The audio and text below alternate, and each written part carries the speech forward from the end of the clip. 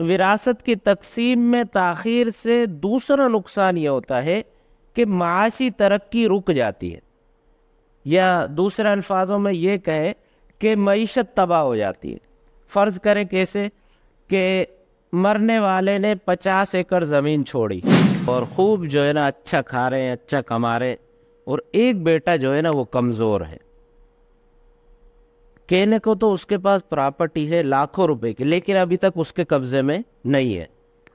اب دیکھیں تاخیر اتنی کی کہ 10 سال گزر گئے، وہ بیچارہ جو کمزور تھا نا، تو پھر اللہ کو کیا منہ دکھائیں گے یہ دو بھائی کہ بھئی اس بھائی نے جو غربت کی حالت میں زندگی گزاری، حالانکہ یہ لاکھوں روپے کا مالک تھا، اس کے حصے میں اتنی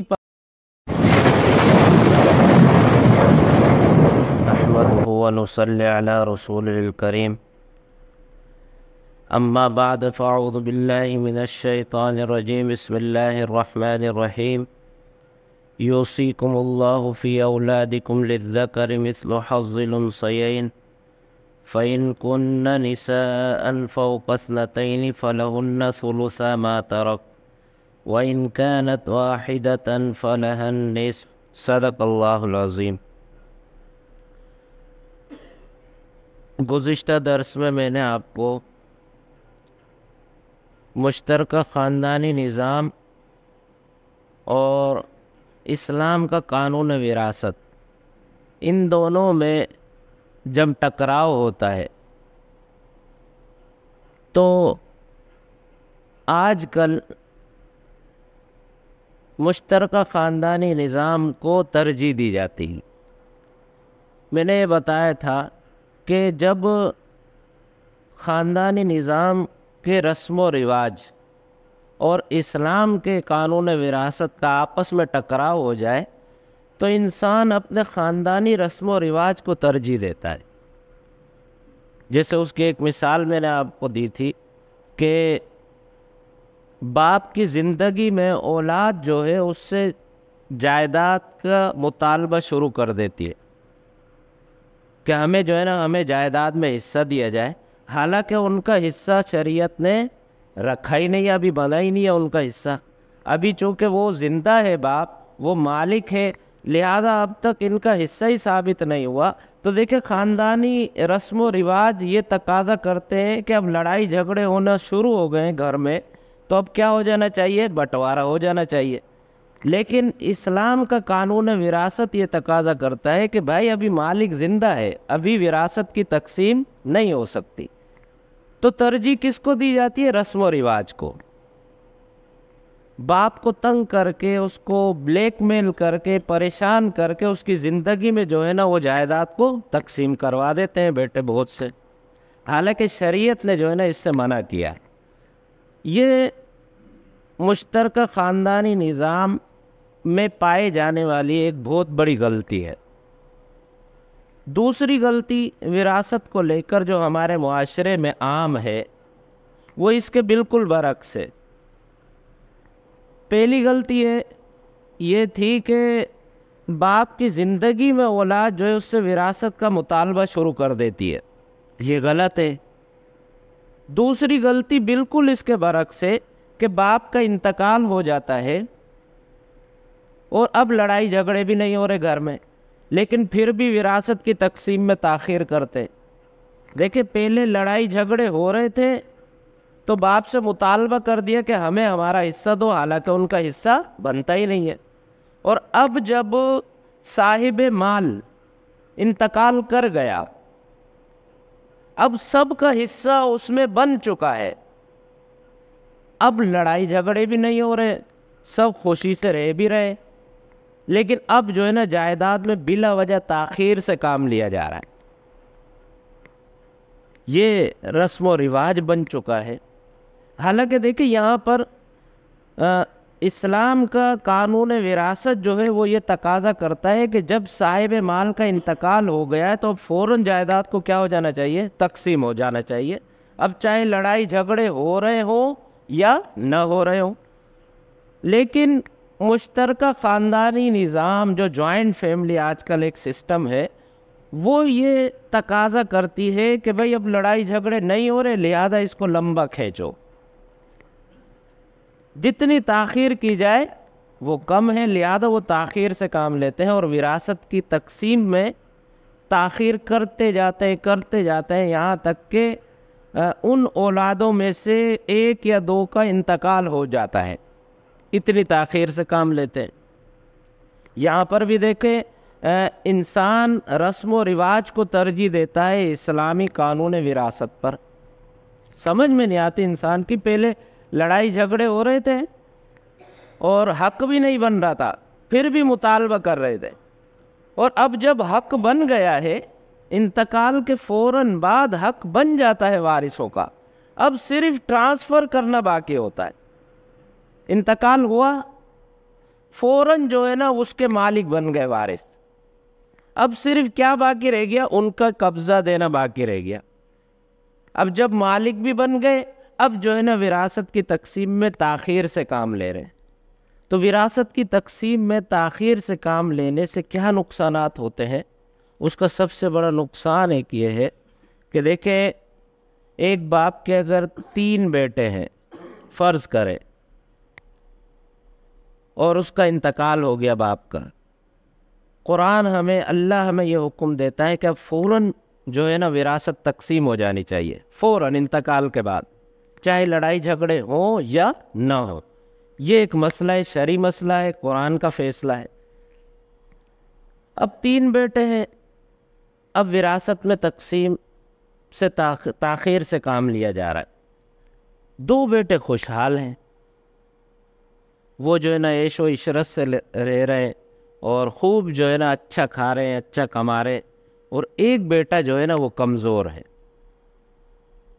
کہنے کو تو اس کے پاس پراپرٹی ہے لاکھوں روپے کی، لیکن ابھی تک اس کے قبضے میں نہیں ہے۔ اب دیکھیں تاخیر اتنی کی کہ 10 سال گزر گئے، وہ بیچارہ جو کمزور تھا نا وہ اور کمزور ہوتا گیا، اور جو طاقتور تھے وہ اور طاقتور ہوتے گئے۔ وہ بیچارہ جو کمزور تھا وہ در در کی ٹھوکریں کھاتا رہا، اس کے بچے جو ہے نا قسم و پرسی کی حالت میں زندگی گزارتے رہے۔ اب اگر اس کا انتقال ہو جاتا ہے تو پھر اللہ کو کیا منہ دکھائیں گے یہ 2 بھائی کہ بھئی اس بھائی نے جو غربت کی حالت میں زندگی گزاری، حالانکہ یہ لاکھوں روپے کا مالک تھا، اس کے حصے میں اتنی پراپرٹی آ سکتی تھی کہ یہ بھی اچھا گھر لے سکتا تھا، یہ بھی اچھا پہن سکتا تھا، لیکن چونکہ ان 2 بھائیوں کی وجہ سے، ان کی نااہلی کی وجہ سے، ان کی لالچ کی وجہ سے یہ بیچارہ مارا گیا۔ ہم نے دیکھا ایسا ہوتا ہے کہ اکثر جو ہے باپ کے ساتھ 1 یا 2 بیٹے ہوتے ہیں جو کاروبار میں اس کا ساتھ دیتے ہیں زندگی میں، اور باپ کے جانے کے بعد وہ کاروبار اور وہ ملکیت انہی بیٹوں کے حوالے رہتی ہے، پھر وہی کاروبار کو سنبھالتے ہیں، وہی زمینوں کو سنبھالتے ہیں۔ جو دوسرے بھائی ہوتے ہیں وہ بیچارے دیکھتے رہتے ہیں خالی۔ پھر نقصان یہ ہوتا ہے کہ ان کے اندر احساس کمتری پیدا ہو جاتی ہے، ذلیل اور رسوا ہوتے ہیں دنیا میں وہ، حالانکہ مالک ہیں لیکن بیچاروں کے پاس کچھ بھی نہیں ہے۔ تو دیکھیں جب یہ مرے گا، اگر اس کا انتقال ہو گیا تو پھر کیا منہ دکھائیں گے اللہ کو کہ یا اللہ ہم نے اس پر ظلم کیا تھا۔ ایک یہ سب سے بڑا نقصان۔ دوسرا دیکھیں نقصان یہ ہوتا ہے کہ وراثت کی تقسیم میں تاخیر سے دوسرا نقصان یہ ہوتا ہے کہ معاشی ترقی رک جاتی ہے، یا دوسرے الفاظوں میں یہ کہیں کہ معیشت تباہ ہو جاتی ہے۔ فرض کریں کیسے کہ مرنے والے نے 50 ایکڑ زمین چھوڑی، 50 ایکڑ زمین چھوڑی، اب وہ اس کے 3 بیٹے تھے، وہ 50 ایکڑ زمین ان 2 بیٹوں کے حوالے رہی، وہ اس میں جو ہے نا محنت کرتے تھے۔ اب وراثت کی تقسیم میں 10 سال تاخیر ہو گئی۔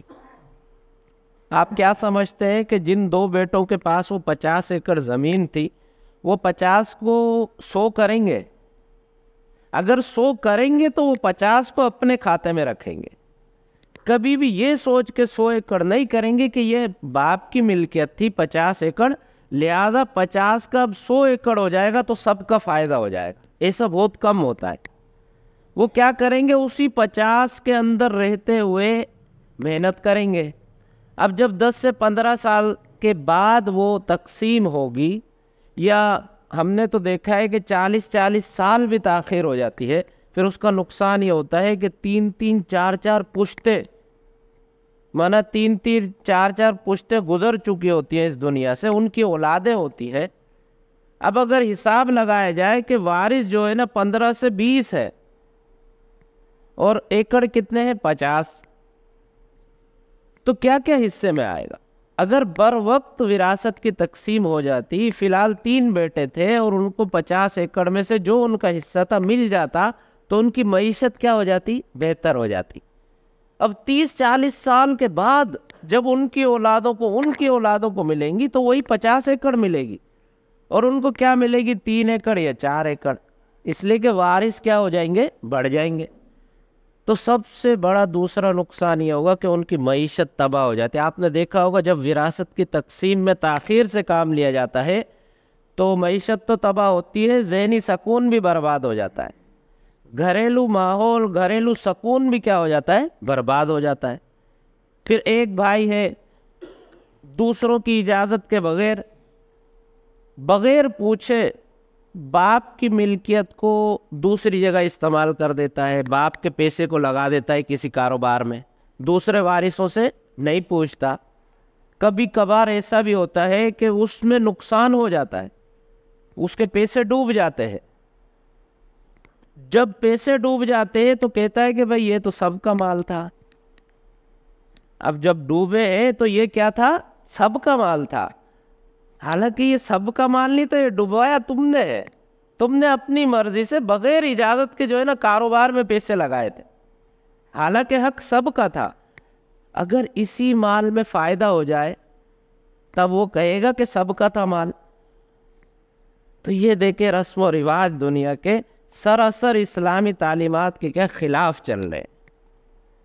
تو کہیں پر بھی ہمارے خاندان کے رسم و رواج اور اسلامی تعلیمات میں ٹکراؤ آ جائے تو ترجیح ہمیں کس کو دینی چاہیے؟ اسلامی تعلیمات، اسلامی رواج، نہ کہ خاندانی رواج کو.